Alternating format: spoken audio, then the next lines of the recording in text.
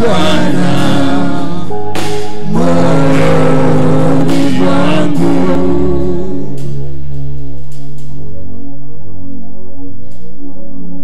Naomba uketi katika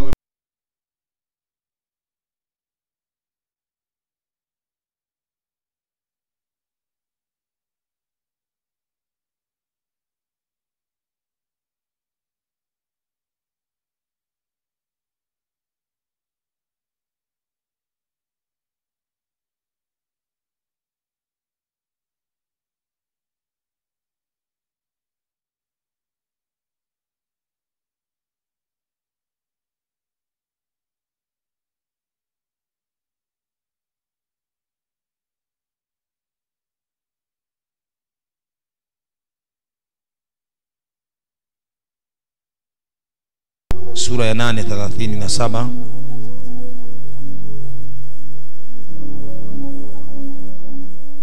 na tutasoma wote mpaka mstari ule wa 39. Kwa tuliofika tunaomba tusome 1, 2, 3 twende. Lakini katika mambo hayo yote tunashinda na zaidi ya kushinda kwa yeye aliyetupenda, kwa maana nimekwisha kujua hakika ya kwamba wala mauti wala uzima wala malaika wa wenye mamlaka wala yaliyopo wala yatakayokuwapo wala wenye uwezo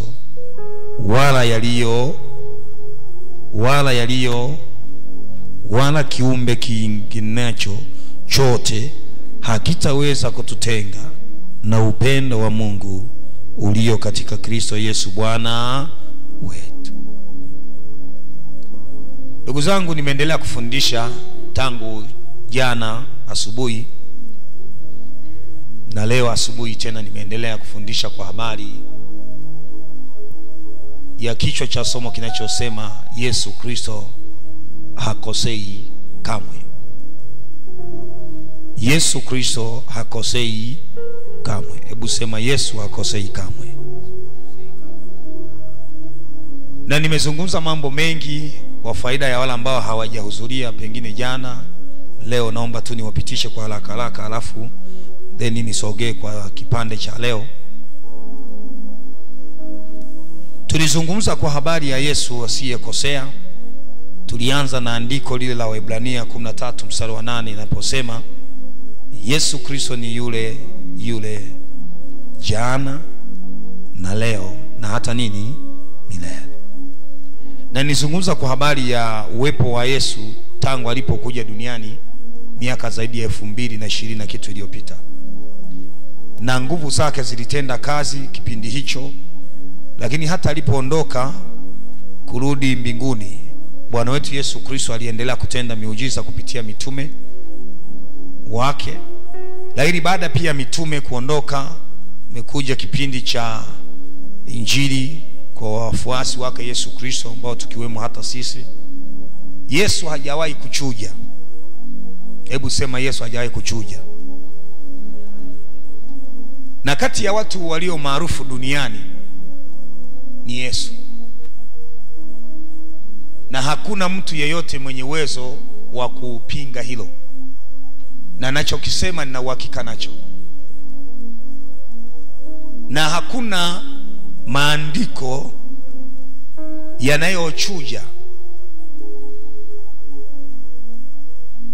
ambayo yanamhusu Yesu, kwa maana ya kwamba maandiko yote kwa maana ya Biblia haichuji kila siku. Lakini nilizungumza kwa habari ya Yesu aliyefanya miujiza kipindi kila alikuwepo, kipindi ameondoka. Lakini tukazungumza kwa habari ya kipindi sisi tunaendelea na huduma hii.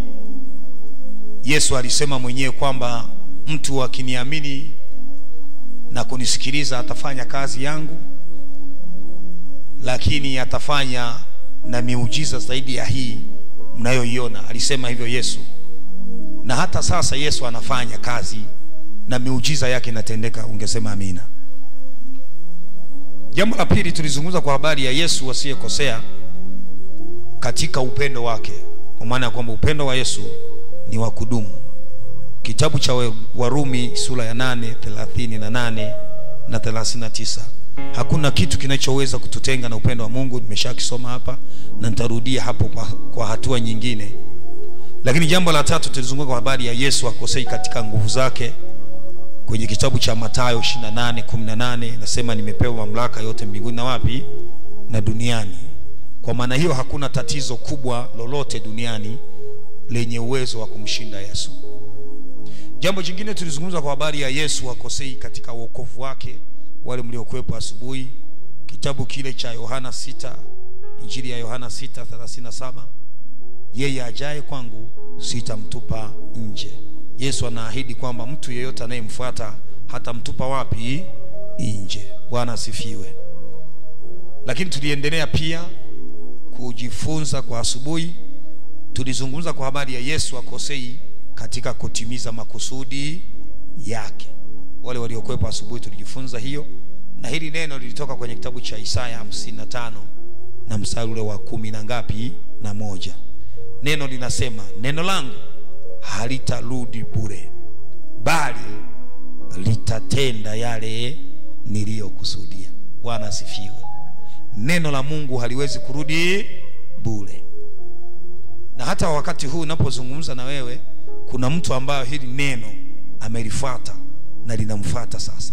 Ungesema amina. Bwana Yesu asifiwe. Yaani kile kilichokuvuta kutoka nyumbani ni neno la nani? La Mungu. Na hili neno la Mungu Biblia inasema halitarudi nini? Bure. Kwa jiandae kumpokea Yesu kwa njia ya mafundisho hayo. Ungesema amen. Sasa kwa leo, kwa jioni hii, natamani tujifunze kwa mambo machache. Tuanze na jambo moja. Yesu hakosei kamwe. Katika kipengele kinachoitwa Yesu ni tumaini la walioshindwa. Yesu ni tumaini la walioshindwa. Bwana asifiwe. Hebu sema, Yesu ni tumaini la walioshindwa. Tena kwa sauti.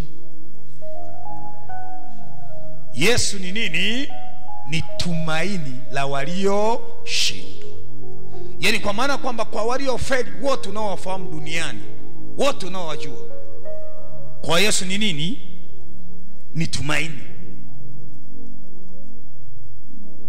Yaani kila unayemwona aliyefeli akitaka kupata tumaini, akitaka kupata furaha, akitaka kupata amani, ni nani? Tumaini lake ni nani? Ni Yesu. Kwa sababu gani? Yesu anakuwa tumaini kwa walioshindwa, kwa sababu yeye hakushindwa. Kwa chukua hilo unalotoka nalo hapa, kwamba Yesu ni tumaini kwa wote waliofeli, walioshindwa, waliokata tamaa, wasiojielewa. Yesu anawatafuta hao. Na maandiko matakatifu yanasema alikuja kuwatafuta waliokwisha kupotea. Yesu atafuti ambao hawajapotea. Yaani ukimwona mtu amepotea katika maisha, huyo ndio target ya nani? Ya Yesu. Wale unaowajua ni wehu, wale unaowajua ni walevi, wale unaowajua ni hawafai, wale unaojua wamekataliwa, wale unaojua ni fukara, wale unaojua wanakula unga, wale unaojua wasiofaa, kwa Yesu hao ni target. Ungesema amina. Yeyote unayemwona amefeli, yeyote unayemwona hana mbele wala nini nyuma, kwa Yesu huyo ni target. Kwa hiyo kama unaandika, andika jambo hili. Kila mtu katika maisha anaweza kama nakutana na wakati mgumu, aidha wa kushindwa, aidha wa kukata tamaa, aidha wa kuonekana kana kwamba hawezi au hafai. Kila mtu ukiwemo wewe na mimi. Ni rahisi sana kumjaji mtu kwa muonekano wake, ukasema bwana fulani naona amebarikiwa, bwana fulani naona Mungu yuko pamoja na yeye. Ni rahisi sana, si ni wana wa Mungu? Bwana Yesu asifiwe. Si ni rahisi sana kumuona mtu muonekano alafu ukauona ni wa maana sana. Lakini kama ungepata nafasi akakusimulia mapito alionayo, ungesema kumbe mimi na nini nina nafuu. Na bahati mbaya wanadamu wanajaji kwa macho ya nyama. Wakimtazama mtu wana uwezo wa kusema huyu mtu ana 1 2 3, lakini inawezekana ndani yake vice versa. Na bahati mbaya kwa wanadamu, kipimo cha kwanza cha kuonekana uko na nafuu ni swala la uchumi. Kwa macho ya binadamu, ili tukuone una nafuu, ili tukuone umebarikiwa, ili tukuone una amani, ili tukuone una furaha, tunajaji kwa kuangalia nini? Muonekano na vitu ulivyo navyo. Lakini kama tungefunuliwa, tukaonyeshwa mapito nilionayo ama mapito ulionayo, pamoja na mtazamo wa kibinadamu, pamoja na tunavyokuangalia, right, watu wangejua uhalisia, wangesema mimi nina nafuu. Halo, sijui kama unanielewa ninachozungumza, mtu wa Mungu. Sijui unanielewa ninachozungumza. Yaani wangesema kumbe mimi nina nafuu kiwango hiki, kumbe mimi nimeinuliwa kiwango hiki, kumbe mimi nimebarikiwa kiwango hiki. Wanadamu wana tabia ya kuangalia kwa macho ya mwili.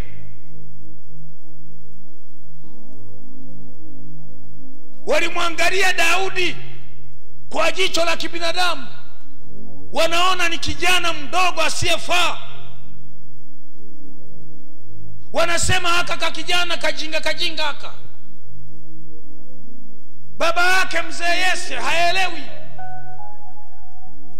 anasema waje vijana wangu, kuna tumaini ameweka mahali fulani. Akimwangalia rafiki yake mkubwa anaitwa nani?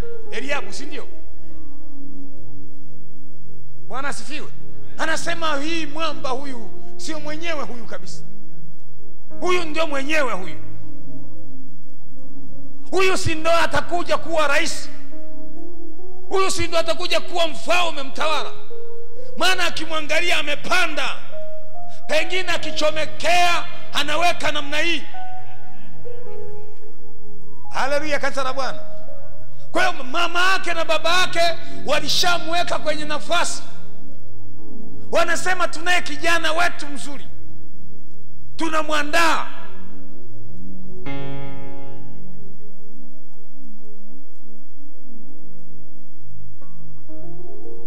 Yese anapitisha watoto wake wa kwanza. Nabii anamwambia kama angekuwa ni msukuu angesema nitohogeno. Bwana asifiwe. Anasema hamna mtu humu. Lakini baba yake anaona nani? Mtu. Akapita wa kwanza, wa pili, wa tatu, wa nne, wa tano, wa sita, kwa sababu judgment ya mwanadamu iko kwenye macho. Kumbe Mungu anaangalia ndani. Spirituality iko huko. Mtu halisi sio wewe unayeonekana, mtu halisi yuko huko. Ungesema amen. Yaani wewe ulivyo na sura yako hivyo, mama yangu, wewe sio wewe. Wewe ni yule uliyeko ndani, ambayo mimi sikufahamu, wewe ndio unajifahamu. Bwana Yesu asifiwe. Kuna pozungumza kwa habari ya Yesu, Yesu anatafuta kilichochakaa, kisichofaa. Na ili awe Yesu ana uwezo asiyeshindwa, lazima atengeneze mazingira ya kukitengeneza ambacho wanadamu hawakipendi. Halo, sisi naeleweka hapa? Yaani Mungu anatengeneza kisichofaa. Kuna wimbo mmoja aliwahi kuimba bwana mmoja, anasema sijui ni kama mfinyanzi anafanyaje? Anavyofinyanga nini? Anavyofinyanga nini? Ni chombo, ni chungu, si ndio? Anakitengeneza, kilikuwa kifaifai, anakitengeneza, ghafla anaanza kuona kachungu, anaanza kusema wa safi. Maana kwamba Mungu anaanzaga na kitu kisichofaa. Ndio maana anasema Yesu asiyeshindwa ni Yesu wa waliokata nini? Tamaa, wa walioshindwa. Ndio maana anasema njoni kwangu ninyi nyote mnaosumbuka na kulemewa nini? Na mizigo. Maana yake kwamba ukiwa na furushi, wewe una faida kwa Yesu. Bwana Yesu asifiwe. Wewe ni client kwa Yesu. Ukiwa na furushi tu, ukitaka msaada kwenye msalaba wa Yesu Kristo. Kwenye msalaba wa Yesu Kristo. Kwenye msalaba wa Yesu Kristo. Kwenye msalaba wa Yesu Kristo. Yaani ukiwa na furushi lolote. Maana Yesu anasema ombeni lolote. Yani hataki kuchambua. Kwa wanadamu wanaangalia sura, wanadamu wanaangalia mwili, lakini Mungu anaangalia kilichomo ndani yako, na hicho ndicho cha thamani. Unatakiwa ukilinde kwa wivu mkubwa. Ungesema amen. Kama wewe umewekewa ndani yako jambo fulani na Mungu, ninatamani nikuambie jioni ya leo, lilinde kwa gharama za kila aina. Ungesema amen. Bwana Yesu asifiwe. Kama Mungu amewekeza kwako, kwa mfano mimi, yani hakuna mtu anayeweza kugusa uchungaji wangu.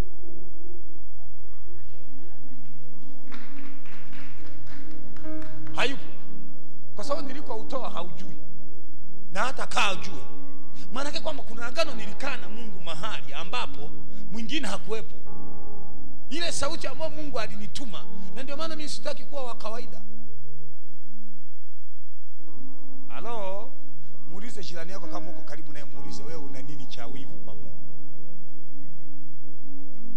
Kama yuko mbali wewe mtazame tu, atajua mwenyewe. Bwana Yesu asifiwe. Yani maana yake kwamba kuna kitu gani ambacho leo hii unakiwinda na unakilinda, ambacho hata ibilisi akikitafuta unamwambia hapo siguse. Don't touch. Don't usi. Yani mimi cheza na mimi kwingine huko nani, ila uchungaji wangu.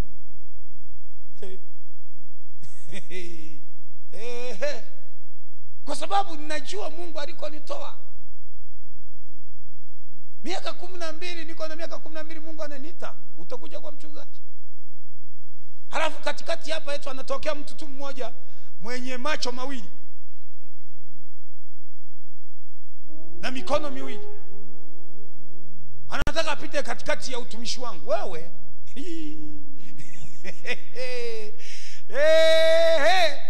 nitakushitaki kwa Mungu kwa 120%. Bwana Yesu asifiwe. Yani Biblia inasema hivi, shika sana ulicho nacho, asije mtu yeyote akafanyaje? Akakunyang'anya. Shika sana. Shika sana. Yani iwe iwavyo, uwe umepigwa mkwara, uwe umefanyiwa ubaya, uwe unaonekana ufai, wengine wanakusengenya kwa mabaya, wengine wanakukataa, wengine wanakufanya umechoka, wengine wanakuona umeishiwa fashion. Waambie nimeishiwa fashion saizi, lakini kesho fashion yangu ni mpya. Bwana Yesu asifiwe. Lazima ubiri nude. Lazima uzaliwe upya. Lazima utengenezwe upya. Sasa uwezo ukatengenezwa upya na mtengenezaji ambaye humwamini. Unatengenezwa upya na mtu unayemwamini. Bwana Yesu asifiwe. Hata msaada hupati msaada popote, unapata kwa rafiki unayempenda na unayemwamini. Bwana Yesu asifiwe, kanisa la Mungu. Eti mamangu, utaenda kuomba msaada kwa mtu ambaye hana msaada? Ogopa kwenda kujieleza kwa mtu ambaye hatakusaidia. Utaona aibu mara mbili. Wewe nenda ujieleze tu, hodi, karibu, samahani, unajua nimekuja hapa nimeishiwa. Kwa hiyo sasa hebu naomba unisaidie, una 10,000 hapo, unisaidie. Afu mtu akwambie sina. Unavyojisikia. Eti blaza, unajisikia unajisikiaje ukataliwa mahali? Lakini unajisikiaje ukienda kwa mtu sasa, rafiki, bwana asifiwe, habari nzima, safi, sasa siku safi, unajua nina shida ya 10,000. 10,000 tu, chukua na 15,000. Unajisikiaje? Bwana Yesu asifiwe. Unajisikiaje? Si amani kabisa. Si unatoka umevimba. Si hata kutembea kwako unatembea kwa kuvimba. Bwana asifiwe. Unajisikiaje kwenda mahali ambapo unapatiwa msaada? Yaani unaenda tu, nafika tu, kuna mahali kuna mtu juzi hapa mtu mmoja, watu wawili walikuja, walikuwa wawili, wamefika kwangu, wamekaa. Sasa mimi tayari Roho Mtakatifu ameshaniambia wana shida hao, wasaidie. Bwana asifiwe. Kabla hawajanieleza shida yao, mimi nikamwambia mna shida 1 2 3, nikawapa na hiyo hela waliokuwa nataka. Akasema hii kweli bwana, na sisi tulikuwa tumekaa hapa tunakuvizia. Uzuri wapo huu. Bwana asifiwe. Lakini ni nani usitake kujua. Bwana asifiwe. Kwa hiyo maana yake nini ukikaa na Yesu? Yaani unajisikiaje? Yaani kwanza siku hiyo nilipomaliza kuwapa wakatoka wamevimba sasa. Bwana Yesu asifiwe. What if kama wamekuja kwangu halafu wajieleze na mwisho wa siku niwaambie tohu, wangejisikiaje? Lakini baada hawajieleza, mimi nimeshafahamu hitaji lao, halafu nikatatua kabla hawajaniambia, halafu wanabaki wanacheka tu. Unajua hata sisi tulikuwa na shida hiyo hiyo. Bwana Yesu asifiwe. Biblia inasema hivi, lakini katika mambo hayo yote, hebu sema mambo yote, tunashinda na zaidi ya kushinda. Hebu sema kwenye mambo yote ninashinda na zaidi ya kushinda kwa yeye aliyenipenda. Kwenye mambo yote. Mungu hajasema hili hapana, labda ni yale ambayo ni dhambi. Kama ni dhambi, Yesu anasema no. Lakini kama sio dhambi, ni yote. Ni nini? Ni yote. Kama sio dhambi, ni yote. Tena anakuambia unashinda na zaidi ya kufanyaje? Ya kushinda. Hebu sema Bwana Yesu, mimi ni mshindi katika yote yaliyo mema, yenye baraka, yenye kibali, yenye uwezo, kwa jina la Yesu. Alafu anasema kwa maana nimekwisha kujua hakika ya kwamba wala mauti, hebu sema wala mauti, wala uzima, wala malaika, wala wenye mamlaka, wala yaliyopo, wala yatakayokuwapo, wala wenye uwezo, hawana uwezo wa kukuondoa. Maana yake nini? Ukiwa na Yesu, na Yesu kama ameweka kusudi lake ndani yako, lazima litimie kwa jina la Yesu. Lazima litimie kwa jina la Yesu. Lazima litimie kwa jina la nani? La Yesu. Lolote ambalo unasikia ndani yako kulifanya hilo jema, usiliache. Hakuna sauti ya Mungu itakayokuja kukupigia kelele, wewe mchungaji Katemani, amka, amka sasa, nataka nikubariki, amka, amka, amka, amka. Sometime baba mchungaji, Roho Mtakatifu anasema na wewe hata ukiwa umekaa hapo kimya kimya. Halo? Yeye anazungumza sana, kwambia mbona lile shamba langu kama vile nilishaliachaniza. Unasikia wewe si ukalilime. Unasema sina hela. Wakati mwingine Roho Mtakatifu anakuja kama rafiki, anazungumza na wewe kabisa. Mbona siku hizi hata maombi yako yamekuwa ya kubipu bipu. Wewe usingizi ni mtamu. Shetani anakuambia usingizi nini? Ni mtamu.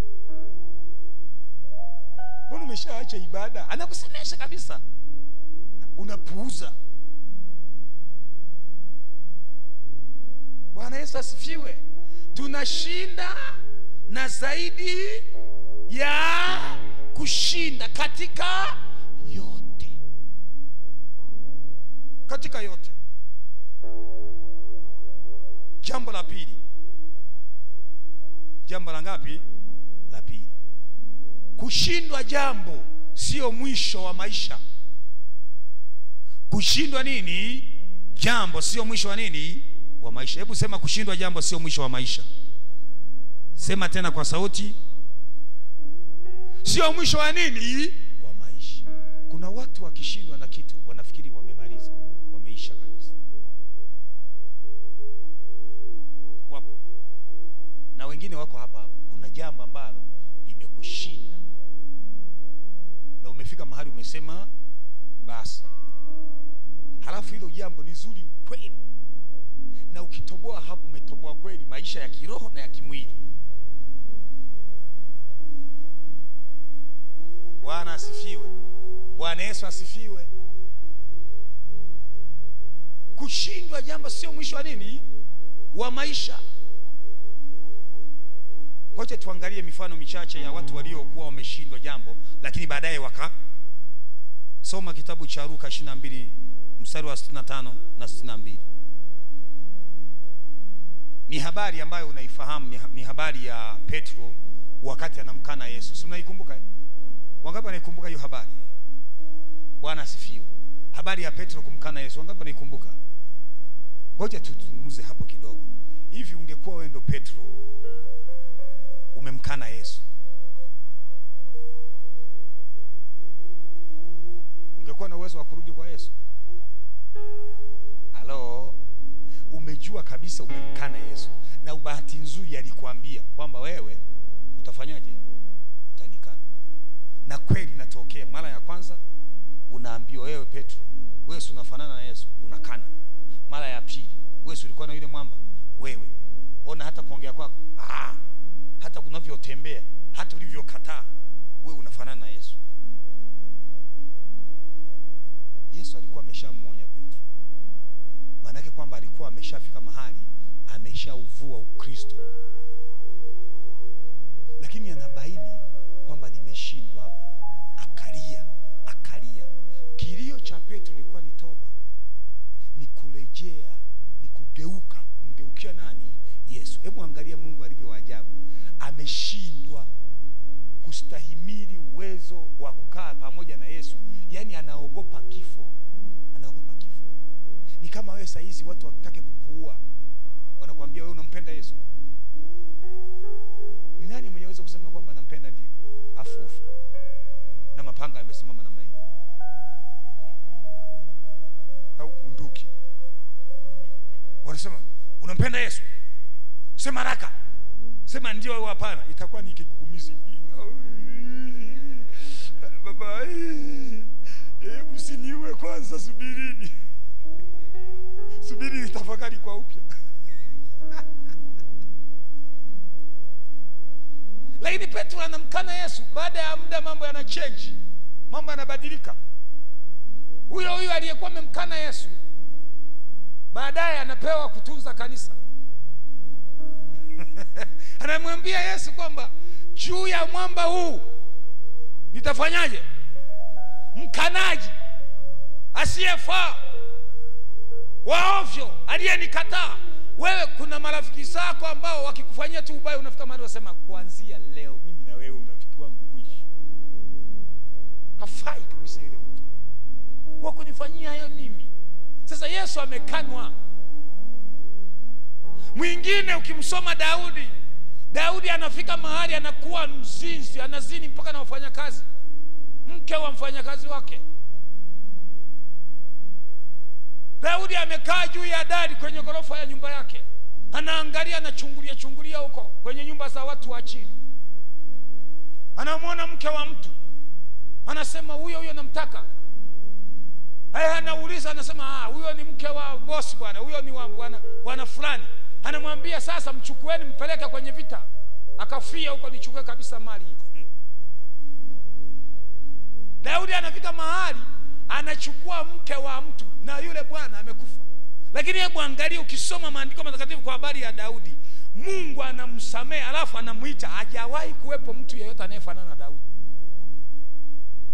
Halo, hebu sema kushindwa sio mwisho wa maisha. Sema Bwana Yesu, nisaidie hii dhambi inayonizinga, inayoniambia mimi nimefeli. Kwa jina la Yesu, kuanzia leo mimi ni mshindi. Mimi ni mshindi katika jina la Yesu. Mtu mwingine anaitwa Ayubu. Ayubu ana mali, ana mke, ana watoto. Watoto hawapo, mali hapo. Alafu na sura imebadilika. Hivi mnajua nyie ukiugua majipu mwili mzima, hata sura inakukataa. Unafikiri sura yangu hivi saizi nipigwe majipu kila mwili? Wewe. Ukitaka kujua haya ninayozungumza, wale wa zamani kidogo mrudi kwenye enzi za ukimwi. Ilivyokuwa tesa watu. Ni mtu mzuri wenye sura iliyonyoka. Yule aliyokuwa anamgombania watu wote. Akipita kila mtu anaangalia. Ulipokuwa ukimkamata anakongoloka kila kitu. Meno unayaona hivi. Mabega yanapanda juu. Sura inabadilika. Nywele zinakuwa sio za kwake. Kila kitu kimeharibika. Hasa mfumo wa Ayubu ulikuwa hivyo. Lakini baada ya muda, kwa sababu Mungu hajawahi kushindwa, akambadilishia kila kitu. Baada ya muda, mali iko hapo ya kutosha. Maisha yanaendelea mbele. Kwa hiyo kushindwa kwa jambo lako sio mwisho wa nini? Wa maisha. Wapo waliojiua kwa sababu wameshindwa. Wapo waliojiua kwa sababu wamefeli. Wapo waliotoa roho zao. Wengine walichukua na kamba wakaenda kujining'iniza kwa sababu ya kushindwa. Natamani nikwambie usiku huu ya kwamba kushindwa jambo sio mwisho wa nini? Wa maisha. Mkabidhi Yesu. Njoo na jambo lako kwa Yesu. Sema amen. Simama juu kwa miguu yako. Kushindwa jambo sio mwisho wa nini? Kukataliwa sio mwisho wa nini? Wa mwisho wa maisha. Wako mabinti zetu saizi wamekata tamaa hata kwenye ndoa. Wako vijana wa kiume saizi wamekata tamaa, wanasema ni kama vile hamna ndoa. Nataka nikwambie ndoa zipo, ni wewe tu. Na zipo nzuri tu, za amani na furaha, ikiwemo ya kwangu. Wasisikie tu wachawi wakaanza kuniroga. Maana wachawi nao sio watu. Wanasikia unajitaba, anajitaba sana, wanakukalia kikao. Alafu wanaanza na kudunda dunda. Wanajitaba, ngoja tu. Waambie washindwe kwa jina la Yesu. Hawataniweza kwa jina la Yesu. Jivunie ulicho nacho. Tazama, wewe ni Bwana Mungu wa wote wenye mwili. Je, kuna neno gumu lolote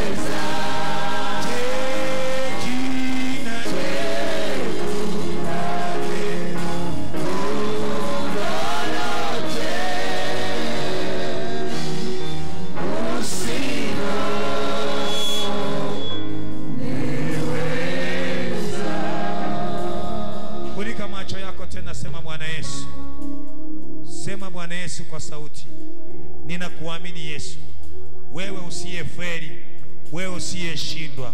Katikati ya dhambi, katikati ya mabaya, wewe bado upo, wewe bado upo.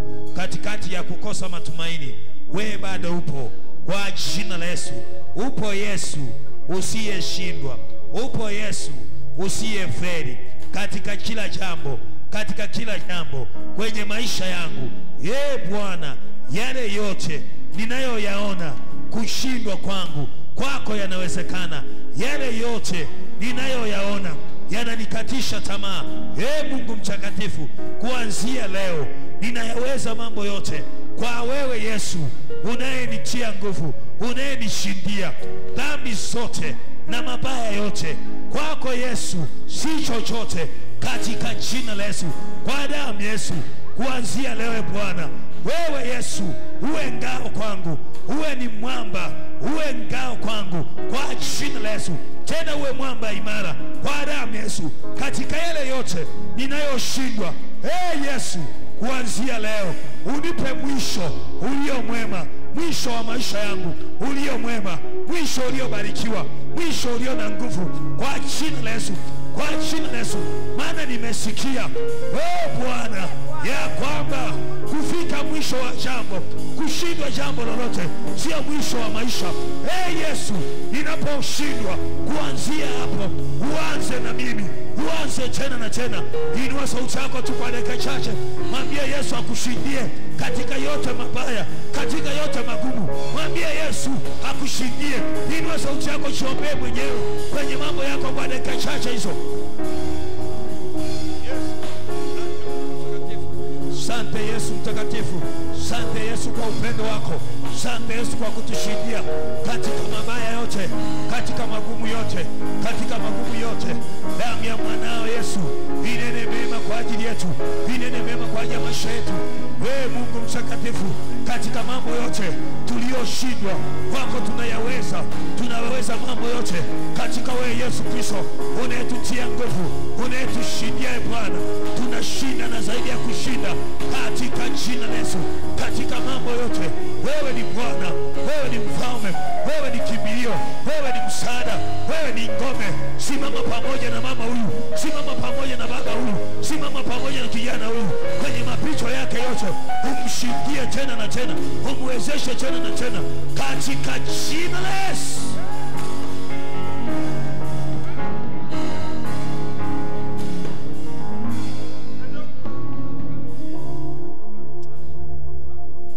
Sema Yesu, sema Yesu. Neno lako linasema ya kwamba lakini wale wote wakungojeao wewe Bwana watapata nguvu mpya, watapata nguvu mpya, watapata nguvu mpya. Watapaa kwa mbawa zao kama tai, watapiga mbio wala hawatachoka. Yesu, hata mimi leo hii unibadilishie maisha yangu, maana ninakungoja Bwana, maana nakungoja Bwana kwenye mapito yangu. Unipe nguvu mpya, unipe nguvu mpya, nipae tena, unipe mabawa mapya kama tai, kama tai, nipige mbio tena, tena sitachoka. Kwa damu Yesu, kwa damu Yesu, kwa damu Yesu, kwa damu Yesu. Mwazimishe Mungu, mwambie Bwana akupe nguvu mpya kwenye mahali ulipofeli, mahali ulipoona unashindwa. Mwambie akupe nguvu mpya wakati huu na saa hizi, kwa damu Yesu. Bwana akuvike nguvu mpya katika jina la Yesu.